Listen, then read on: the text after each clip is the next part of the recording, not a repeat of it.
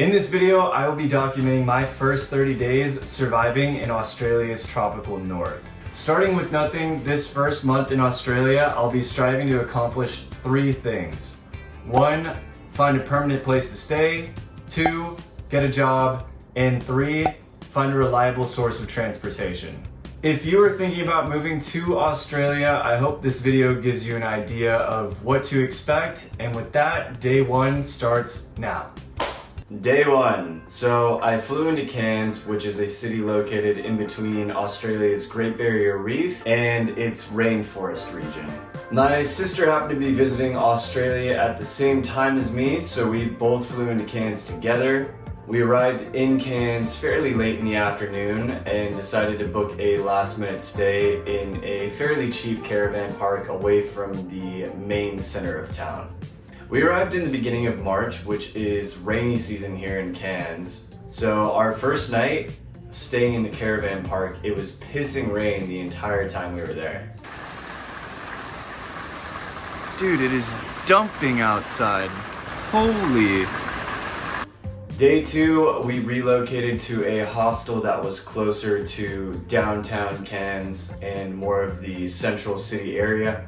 This hostel had a cool vibe and was a lot more social than the caravan park that we just stayed in before. During day 2, I began tackling trying to find a job by applying online. I also started filling out my tax file number form, which is something that you'll need if you're going to work in Australia. During this day, I also began working out outside because I still did not have a gym membership, being only my second day in Cairns. Day 3, we relocated to another hostel. This one was a better fit for me as I was really looking kind of more for a place to sleep and not so much a place to party or, like have social events. But anyways, this hostel was a lot quieter and it made it a lot easier to get work done on the computer, like looking for jobs or editing YouTube videos and stuff like that.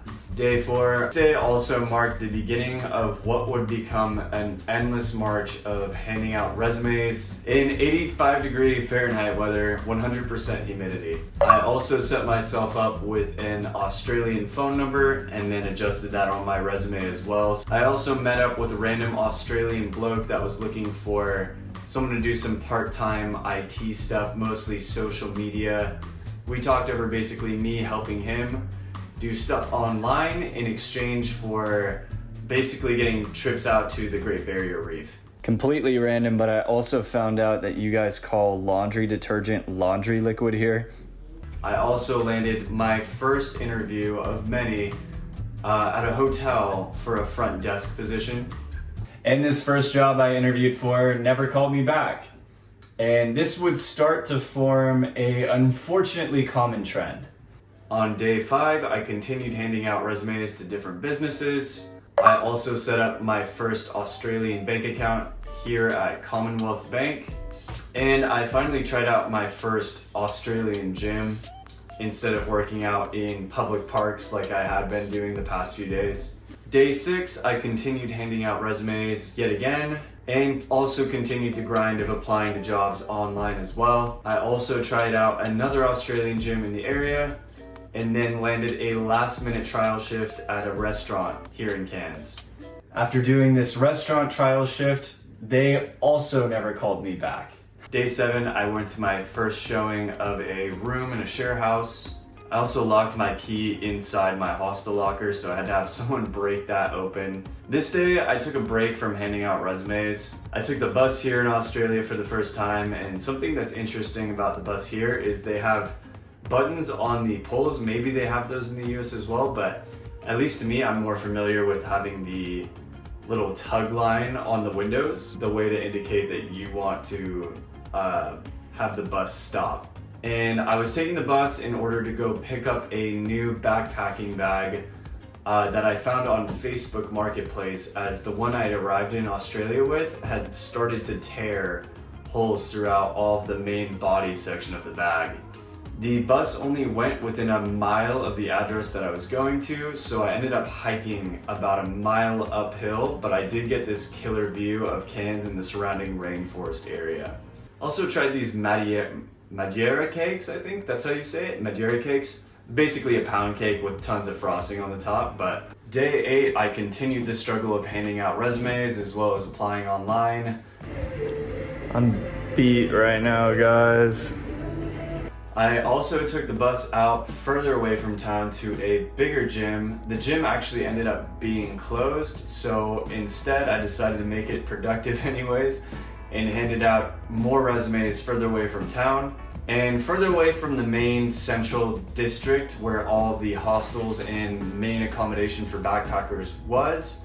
I started to see people be a little bit more receptive. On day 9, I decided to take more drastic action after getting better responses from hotels and restaurants further away from town.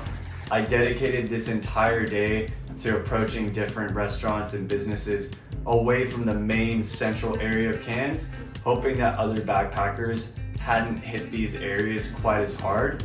However, it was dumping outside the entire day, or pissing down rain as you would say here. After doing this for about 2-3 hours, I decided to call it quits and then just started outlining YouTube videos and doing more online work on my computer instead. On day 10, I moved into my first house here in Australia in this very room that I'm recording right now in a share house. To be honest, I did feel a little bit uneasy about moving in here when I still did not have a job, and if I was going to do it over again, I would definitely wait until I landed a job before renting an actual share house or a room. Regardless of not having a job, I still went to the store and bought some sheets as well as a bed cover as well so that I could actually sleep in the new room that I got here. On day 11, I decided to change up my job hunting strategy yet again. This time I started mass sending emails to all the different businesses I could find online looking at Google Maps.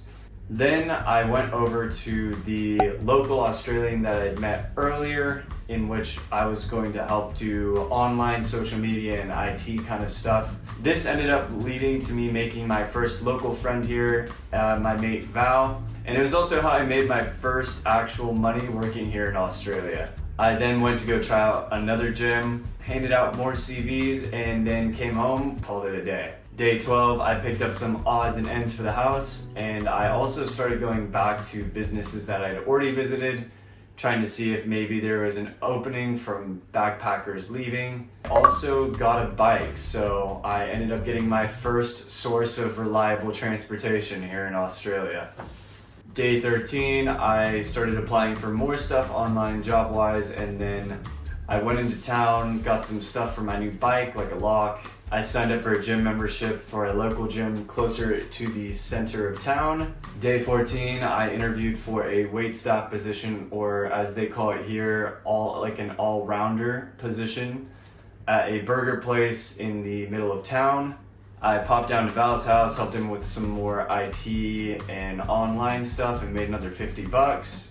Day 15, I took a trip down to the shopping center and bought some stuff for the house, a bin and some other random items. I also picked up a cheap pair of work shoes for my trial shift from Kmart.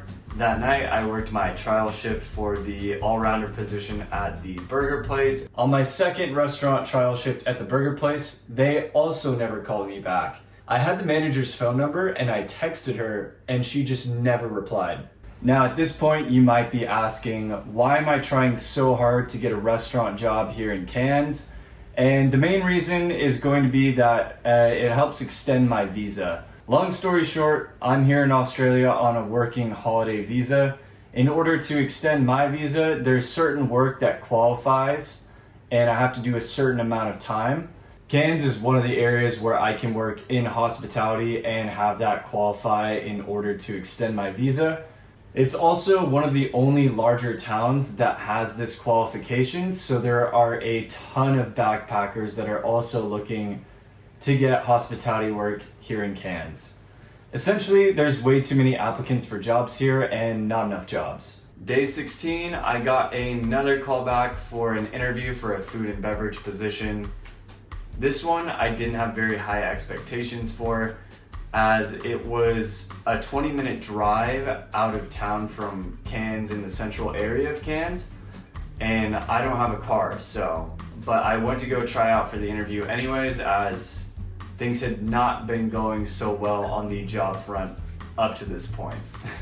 Day 17, I biked around to areas outside of town yet again, kind of the surrounding neighborhood areas. And I did this without my shirt on, as I was trying to prevent myself from sweating through my shirt on my way to hand out CVs. And I ended up getting absolutely fried by the sun. I then ended up being completely out of commission for the rest of the day and just lathering up with the different burn gel type stuff. Day 18, I biked over to my local mate Val's house. Man, I want a car. And helped him prep his boat so that we could go out on the reef the following day. Val then gave me a lift out to the interview I had for the restaurant that was far outside of town, a 20-minute drive. Day 19, I woke up, Val picked me up, and we went out on the reef. And this was a really cool experience. It was my first time being out on the reef, and the conditions weather-wise weren't absolutely perfect, but still a really cool experience, and really glad that I was able to do that. Yeah. What's up? On day 20, I met my friend Stefano, and we both continued to go hand out more resumes and more CVs in town. Day 21, I saw a job posting online for a waiter at one of the fancier restaurants in town. So I hopped on my bike and headed straight there to hand in a CV. I got a text from the hiring manager the same day and then landed a trial shift for the following night at that restaurant. Day 22, I went into the restaurant that I had a trial shift for. Come around to the time of the trial, I was doing pretty well at first, and then I absolutely bombed it halfway through.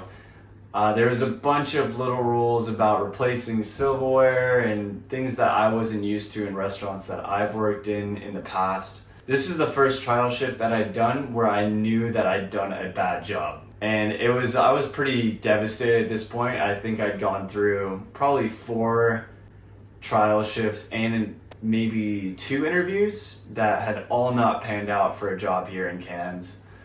And as I was biking home, I was listening to sad music, and then I just couldn't help but start laughing at how ridiculous it was, at how much I'd been struggling to find a job here. Day 23, I call it early as it was Easter, and most places weren't open. Day 24, I felt sick, stayed in, and just edited a video.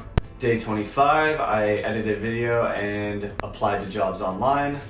Day 26, I continued my job search. This time I hopped online, looked at Google Maps, and began cold calling different places. Day 27, I got a call back from one of the taverns that I had cold called the day before and was hired on the spot for a job working behind the bar. And day 31, I went to my first training shift and confirmed that I would be working around 30 hours a week and could finally close the book on my job hunt chapter out here in Cairns. And man, that was a brutal experience. All right, that's gonna be it for this video. Let me know down in the comments if you'd like to see a 100 days version of this. And if you would like to see that, let me know what kind of objectives / what kind of things that you would want me to try and go for in the 100 days video. But anyways, thanks for watching. Hope this video gave you a good idea of what it's like to start out here in Australia, and I will catch you in the next one. Peace.